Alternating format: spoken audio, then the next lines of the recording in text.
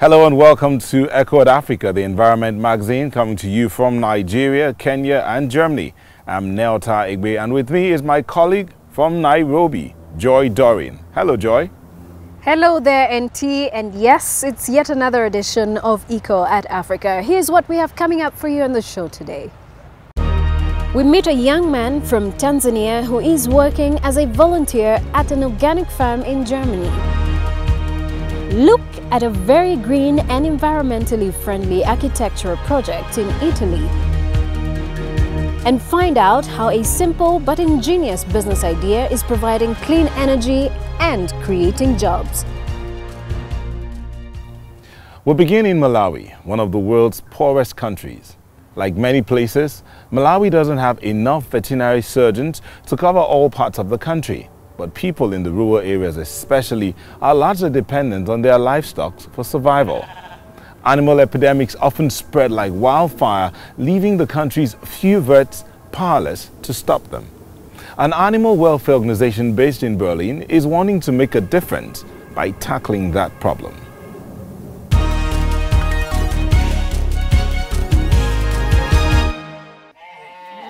Playtime is over for this young goat. He's not amused. Boniface Chikofenji is going to give it a medical checkup. These veterinary students at Luwana University and Malawi's capital, Lilongwe, are here for 10 days of hands-on work experience as part of their training. Malawi urgently needs vets.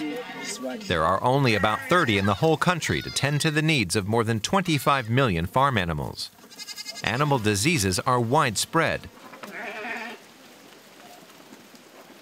South African Robin McCann, the director here, set up the training program in Malawi.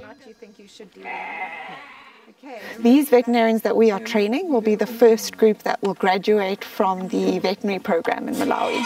So this is the only program there is in Malawi at Luwana, and they will be the first vets to graduate. The field work at the farms is complemented by classroom training seminars, where the students learn hands-on examination and surgical techniques. You must hear that sound. You must hear doof, doof, doof, doof.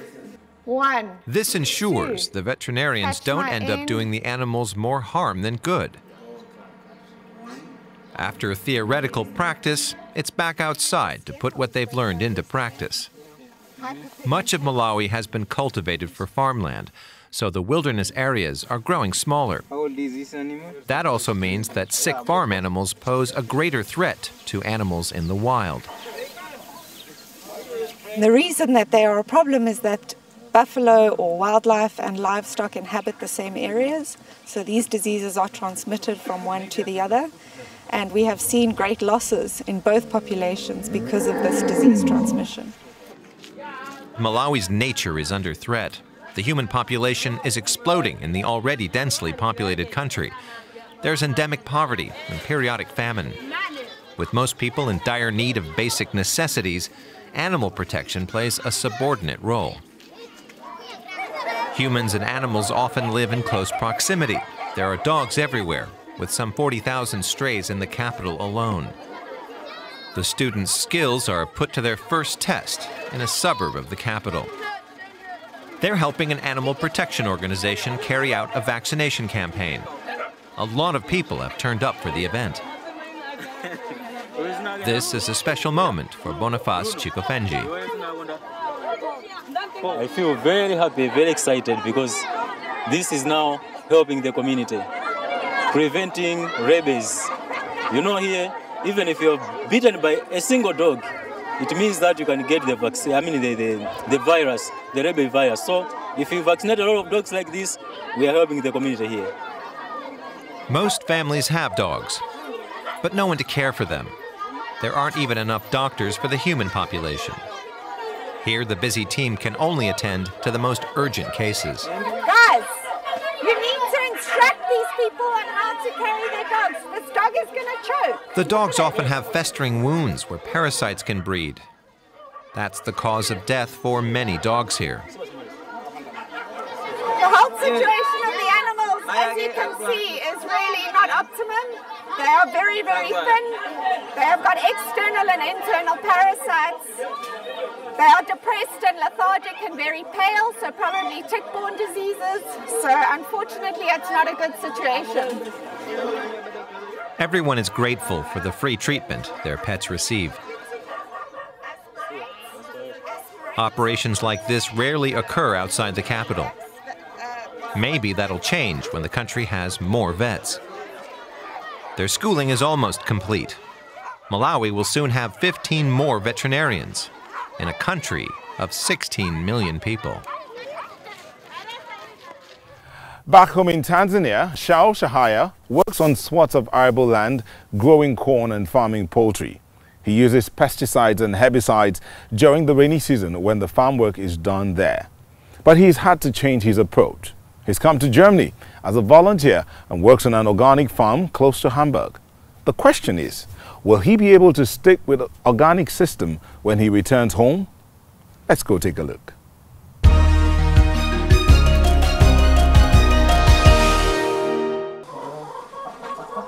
Wheat, barley, rye. Breakfast time for the chickens at an organic farm in Köttel in northern Germany. For 32-year-old Shahaya Shao from Tanzania, feeding the chickens is the first job of the day. Sometimes I miss home, yeah, when I get to feed the chickens here. Yeah, it reminds me of feeding the chickens also as well at home. So it's the same process of feeding them, but in another place, and so you get some memories of what you do back at home. Back at home, Shahaya, whose family also runs a farm, studied natural resource management at university. Here in Germany, he is volunteering for the year. He's not earning much money, but instead he's learning different farming methods. In Tanzania, we have our chickens mostly staying indoors for us, and we give them just food, bought food from the animal feeds. That's prepared food, and they don't get the chance really to go out and eat green stuff. Shahaya's stay has been organised by a German foundation, and his host is organic farmer Andelko Lekic. Today he's teaching Shahaya how to make nutrient-rich soil.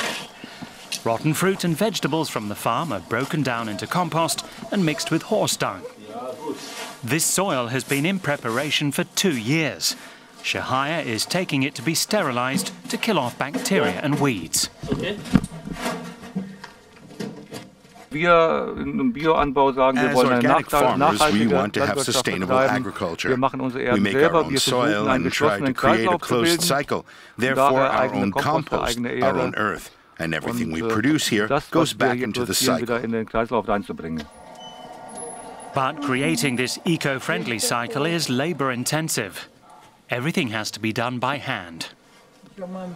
On Shahaya's family farm in Tanzania, they use pesticides and herbicides to kill off insects and weeds. Chemicals are useful in controlling diseases in the tropical climate, but they take a big toll on the soil and the surrounding environment. We are slowly killing the biodiversity, and I think that's not sustainable for a long term, because we need also the insects for also in our environment as well, and better if we can control it in another way other than using the poisonous substances. Time for lunch. Besides an environmental focus, the farm also has a social aspect. It provides a home for disabled people.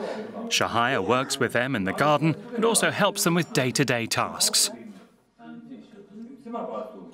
I had no experience before, so I also had to learn how to work with them in the garden. And yeah, it's challenging, but with time you learn how to have teamwork. You need a lot of patience, but in the long run they are able to work and deliver results, and it helps them. At the farm shop, it's a veritable organic feast. Cooperation with other organic farms means that people here have more than enough to choose from. It's different for Shahaya at home. Water shortages and disease mean that not everyone always has enough to eat.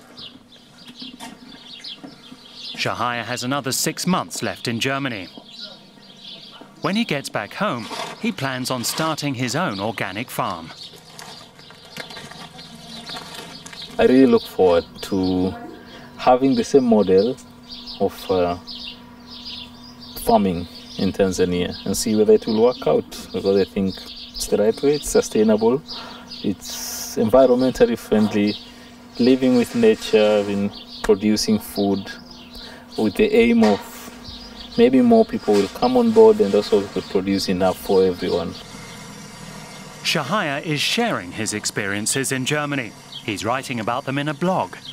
And if you'd like to know more about his life as an eco-volunteer, check it out, dw.com/eco-blog.